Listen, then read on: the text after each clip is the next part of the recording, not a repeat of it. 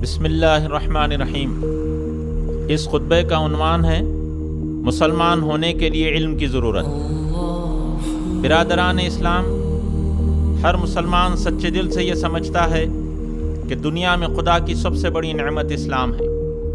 ہر مسلمان اس بات پر خدا کا شکر ادا کرتا ہے کہ اس نے نبی کریم صلی اللہ علیہ وسلم کی امت میں اس کو شامل کیا اور اسلام کی نعمت اس کو عطا کی۔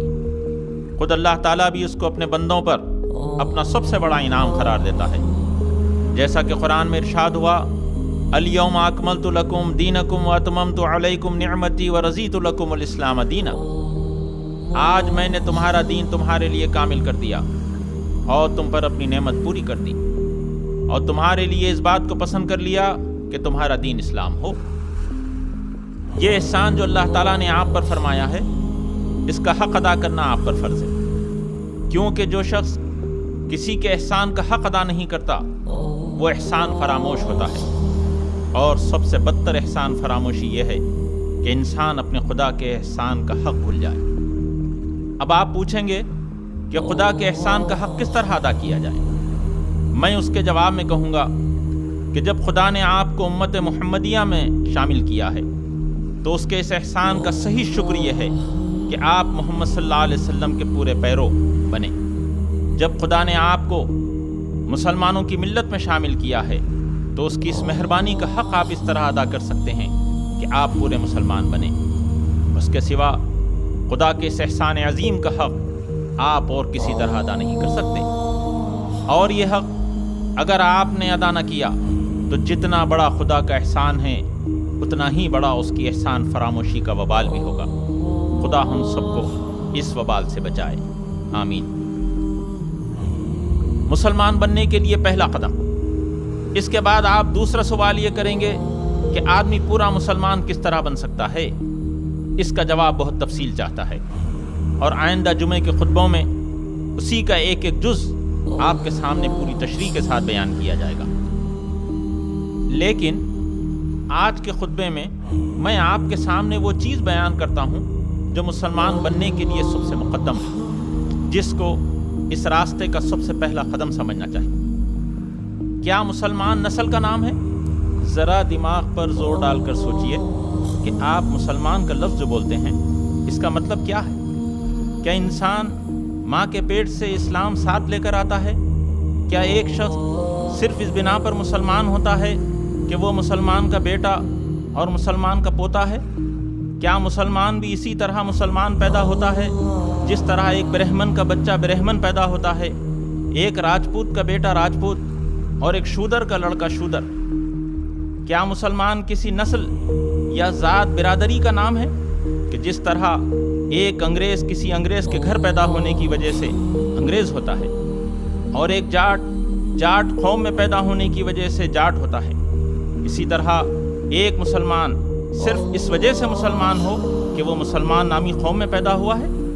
یہ سوالات جو میں آپ سے پوچھ رہا ہوں ان کا آپ کیا جواب دیں گے؟ آپ یہی کہیں گے نا، نہیں صاحب، مسلمان اس کو نہیں کہیں۔ مسلمان نسل کی وجہ سے مسلمان نہیں ہوتا بلکہ اسلام لانے سے مسلمان بنتا ہے، اور اگر وہ اسلام کو چھوڑ دے تو مسلمان نہیں رہتا۔ ایک شخص خواہ برہمن ہو یا راجپوت، انگریز ہو یا جاٹ، پنجابی ہو یا حبشی، جب اس نے اسلام قبول کیا تو مسلمانوں میں شامل ہو جائے گا، اور ایک دوسرا شخص جو مسلمان کے گھر میں پیدا ہوا ہے اگر وہ اسلام کی پیروی چھوڑ دے تو وہ مسلمانوں کی جماعت سے خارج ہو جائے گا، چاہے وہ سید کا بیٹا ہو یا پٹھان کا۔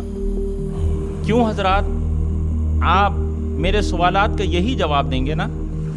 اچھا، تو اب خود آپ ہی کے جواب سے یہ بات معلوم ہو گئی کہ خدا کی یہ سب سے بڑی نعمت یعنی مسلمان ہونے کی نعمت جو آپ کو حاصل ہے، یہ کوئی نسلی چیز نہیں ہے کہ ماں باپ سے وراثت میں یہ خود بخود آپ کو حاصل ہو جائے اور خود بخود تمام عمر آپ کے ساتھ لگی رہے، خواہ آپ اس کی پرواہ کریں یا نہ کریں، بلکہ ایسی نعمت ہے کہ اس کے حاصل کرنے کے لیے خود آپ کی کوشش شرط ہے۔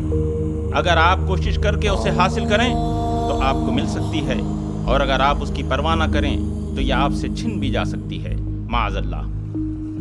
اسلام لانے کا مطلب اب آگے بڑھیے. آپ کہتے ہیں کہ اسلام لانے سے آدمی مسلمان بنتا ہے. سوال یہ ہے کہ اسلام لانے کا مطلب کیا ہے؟ کیا اسلام لانے کا یہ مطلب ہے کہ جو آدمی بس زبان سے یہ کہہ دے کہ میں مسلمان ہوں یا مسلمان بن گیا ہوں وہ مسلمان ہے؟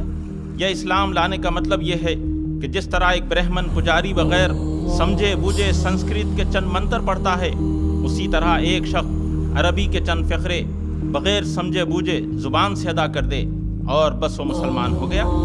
آپ خود بتائیے کہ اس سوال کا آپ کیا جواب دیں گے؟ آپ یہی کہیں گے نا کہ اسلام لانے کا مطلب یہ ہے کہ حضرت محمد صلی اللہ علیہ وسلم نے جو تعلیم دی ہے اس کو آدمی جان کر سمجھ کر دل سے قبول کرے اور اس کے مطابق عمل کرے. جو ایسا کرے وہ مسلمان ہے اور جو ایسا نہ کرے وہ مسلمان نہیں. پہلی ضرورت علم. یہ جواب جو آپ دیں گے اس سے خود بخود یہ بات کھل گئی کہ اسلام پہلے علم کا نام ہے اور علم کے بعد عمل کا نام ہے. ایک شخص علم کے بغیر برہمن ہو سکتا ہے کیونکہ وہ برہمن پیدا ہوا ہے اور برہمن ہی رہے گا. ایک شخص علم کے بغیر جاٹ ہو سکتا ہے کیونکہ وہ جاٹ پیدا ہوا ہے اور جاٹ ہی رہے گا. مگر ایک شخص علم کے بغیر مسلمان نہیں ہو سکتا کیونکہ مسلمان پیدائش سے مسلمان نہیں ہوا کرتا بلکہ علم سے ہوتا ہے. جب تک اس کو یہ معلوم نہ ہو کہ حضرت محمد صلی اللہ علیہ وسلم کی تعلیم کیا ہے وہ اس پر ایمان کیسے لا سکتا ہے اور اس کے مطابق عمل کیسے کر سکتا ہے. اور جب وہ جان کر اور سمجھ کر ایمان ہی نہ لایا تو مسلمان کیسے ہو سکتا ہے؟ بس معلوم ہوا کہ جہالت کے ساتھ مسلمان ہونا اور مسلمان رہنا غیر ممکن ہے. ہر شخص جو مسلمان کے گھر میں پیدا ہوا ہے، جس کا نام مسلمانوں کا سا ہے، جو مسلمانوں کے سے کپڑے پہنتا ہے اور جو اپنے آپ کو مسلمان کہتا ہے، حقیقت میں وہ مسلمان نہیں ہے بلکہ مسلمان در حقیقت صرف وہ شخص ہے جو اسلام کو جانتا ہو اور پھر جان بوجھ کر اس کو مانتا ہو. ایک کافر اور ایک مسلمان میں اصلی فرق نام کا نہیں کہ وہ رام پرشاد ہے اور یہ عبداللہ، اس لیے وہ کافر ہے اور یہ مسلمان. اسی طرح ایک کافر اور ایک مسلمان میں اصلی فرق لباس کا بھی نہیں ہے کہ وہ دھوتی باندھتا ہے اور یہ پاجامہ پہنتا ہے، اس لیے وہ کافر ہے اور یہ مسلمان. بلکہ اصلی فرق ان دونوں کے درمیان علم کا ہے. وہ کافر اس لیے ہے کہ وہ نہیں جانتا کہ خداوند عالم کا اس سے اور اس کا خداوند عالم سے کیا تعلق ہے اور خالق کی مرضی کے مطابق دنیا میں زندگی بسر کرنے کا سیدھا راستہ کیا ہے. اگر یہی حال ایک مسلمان کے بچے کا بھی ہو تو بتاؤ کہ اس میں اور ایک کافر میں کس چیز کی بنا پر فرق کرتے ہو اور کیوں یہ کہتے ہو کہ وہ تو کافر ہے اور یہ مسلمان ہے؟ حضرات، یہ بات جو میں کہہ رہا ہوں اس کو ذرا کان لگا کر سنیے اور ٹھنڈے دل سے اس پر غور کیجیے. آپ کو خوب اچھی طرح سمجھ لینا چاہیے کہ خدا کی یہ سب سے بڑی نعمت جس پر آپ شکر اور احسان مندی کا اظہار کرتے ہیں اور اس کا حاصل ہونا اور حاصل نہ ہونا دونوں باتیں علم پر موقوف ہیں. اگر علم نہ ہو تو یہ نعمت آدمی کو حاصل ہی نہیں ہو سکتی، اور اگر تھوڑی بہت حاصل بھی ہو جائے تو جہالت کی بنا پر ہر وقت یہ خطرہ ہے کہ یہ عظیم الشان نعمت اس کے ہاتھ سے چلی جائے گی. محض نادانی کی بنا پر وہ اپنے نزدیک یہ سمجھتا رہے گا کہ میں ابھی تک مسلمان ہوں، حالانکہ در حقیقت وہ مسلمان نہ ہوگا. جو شخص یہ جانتا ہی نہ ہو کہ اسلام اور کفر میں کیا فرق ہے اور اسلام اور شرک میں کیا کیا امتیاز ہے، اس کی مثال تو بالکل ایسی ہے جیسے کوئی شخص اندھیرے میں ایک پگ ڈنڈی پر چل رہا ہو سکتا ہے کہ سیدھی لکیر پر چلتے چلتے خود اس کے قدم کسی دوسرے راستے کی طرف مڑ جائیں اور اس کو خبر بھی نہ ہو کہ میں سیدھی راہ سے ہٹ گیا ہوں. اور یہ بھی ہو سکتا ہے کہ راستے میں کوئی دجال کھڑا ہوا مل جائے اور اس سے کہے کہ ارے میاں، تم اندھیرے میں راستہ بھول گئے، آؤ میں تمہیں منزل تک پہنچا دوں.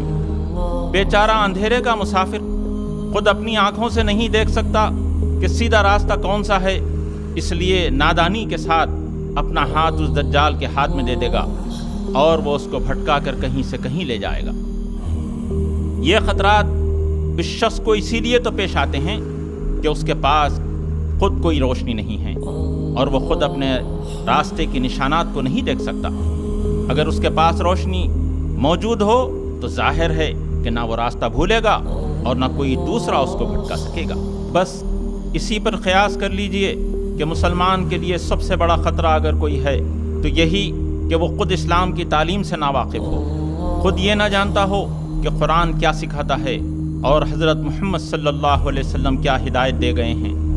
اس جہالت کی وجہ سے وہ خود بھی بھٹک سکتا ہے اور دوسرے دجال بھی اس کو بھٹکا سکتے ہیں، لیکن اگر اس کے پاس علم کی روشنی ہو تو وہ زندگی کے ہر قدم پر اسلام کے سیدھے راستے کو دیکھ سکے گا، ہر قدم پر کفر و شرک اور گمراہی اور فسق و فجور کے جو ٹیڑھے راستے بیچ میں آئیں گے ان کو پہچان کر ان سے بچ سکے گا، اور جو کوئی راستے میں اس کو بہکانے والا ملے گا تو اس کی 2-4 باتیں ہی سن کر وہ خود سمجھ آ جائے